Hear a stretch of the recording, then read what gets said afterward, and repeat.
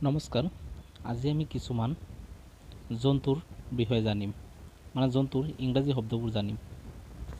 ইয়াত হৈছে cow.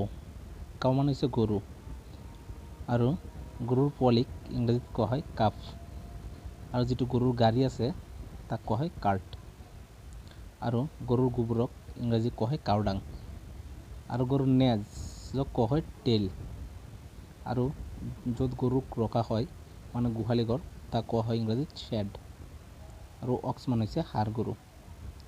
Cow is a pet animal. গৰু হৈছে পোহনীয়া জন্তু। পেট মানে পোহনীয়া জন্তু। Cow is domestic animal. Domestic মানে ইয়াৰ অৰ্থটো হৈছে পোহনীয়া।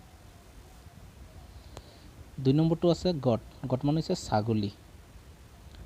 তাৰপিছত যিটো মানে ছাগলীৰ মানে মাইকী ছাগলীক কোৱা হয় ডু, আৰু যিটো ছাগলীৰ ঘৰক কোৱা হয় পেন, আৰু ছাগলীৰ মাংসক কোৱা হয় মটন, আৰু ছাগলীৰ পোৱালি কোৱা হয় কিড।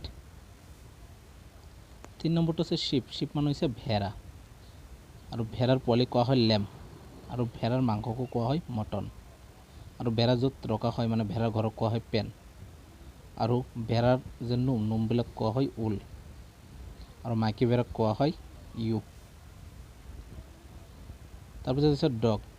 ডগ মানে হৈছে কুকুৰ, আৰু কুকুৰৰ পোৱালি কোৱা হয় পাপি, আৰু মাইকী কুকুৰক কোৱা হয় বিটছ, আৰু কুকুৰৰ য'ত ৰখা হয় কুকুৰৰ ঘৰক কোৱা হয় কেনেল, আৰু পেট ডগ মানে হৈছে পোহনীয়া কুকুৰ, উইল্ড ডগ মানে হৈছে বনৰীয়া কুকুৰ।